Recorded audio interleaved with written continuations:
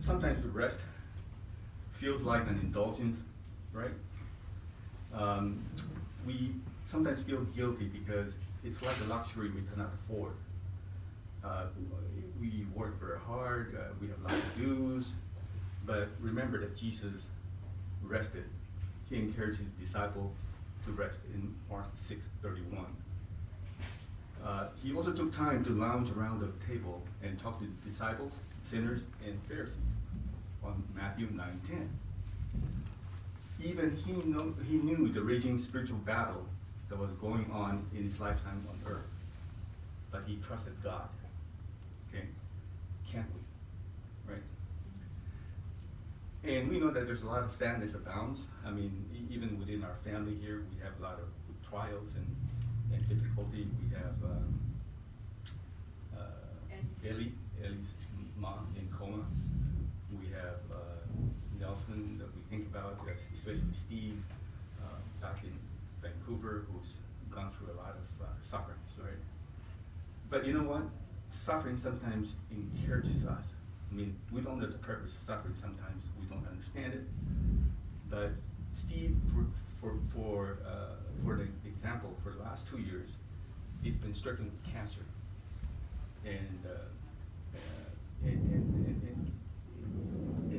through it all, I never knew about the strong faith that Steve has. So he's witnessing, and his testimonial on the Viber actually helped encourage me because of his faith. And so it's amazing how God uses your illness to encourage other people.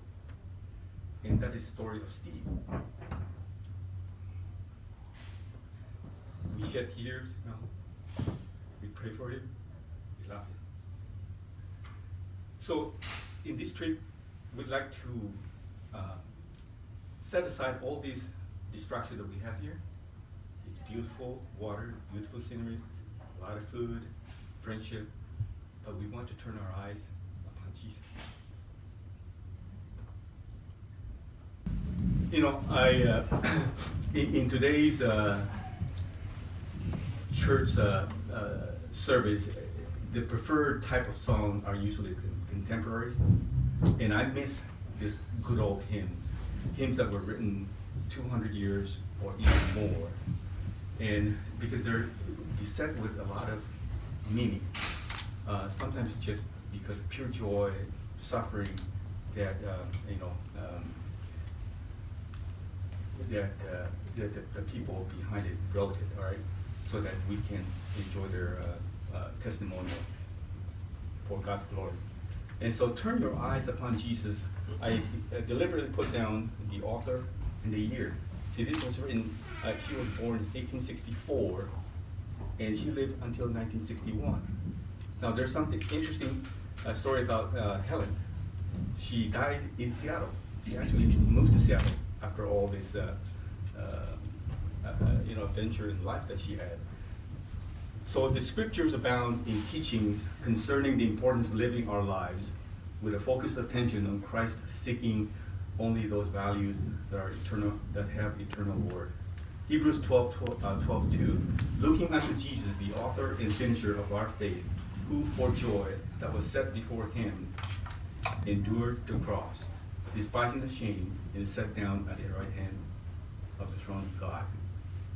She was born in England, moved to the U.S. at age 12, a singer, musician, and she wrote over 500 hymns and poems, moved to Seattle in final days, and died at age 97. So let's all sing this very meaningful to start our journey by turning our eyes on Jesus.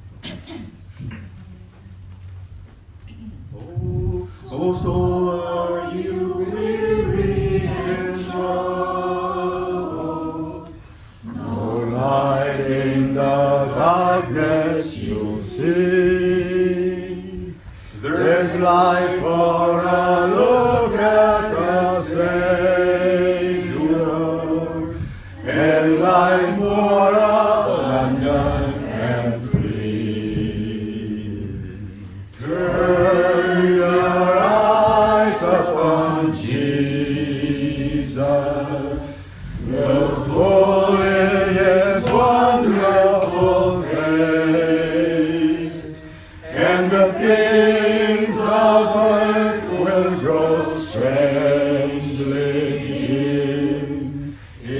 light of His glory and grace. Through death into life everlasting, He passed and we followed Him there. O'er us sin no more hath dominion, for more than conquerors we are. Turn your eyes upon Jesus, look full in His wonderful face, and the things of earth will grow strangely dim in the light of His glory and grace. His word shall not fail you, He promised. Believe Him and all will be well. Then go to a world that is dying, His perfect salvation to tell. Turn your eyes upon Jesus, look full in His wonderful face, and the things of earth will grow strangely dim in the light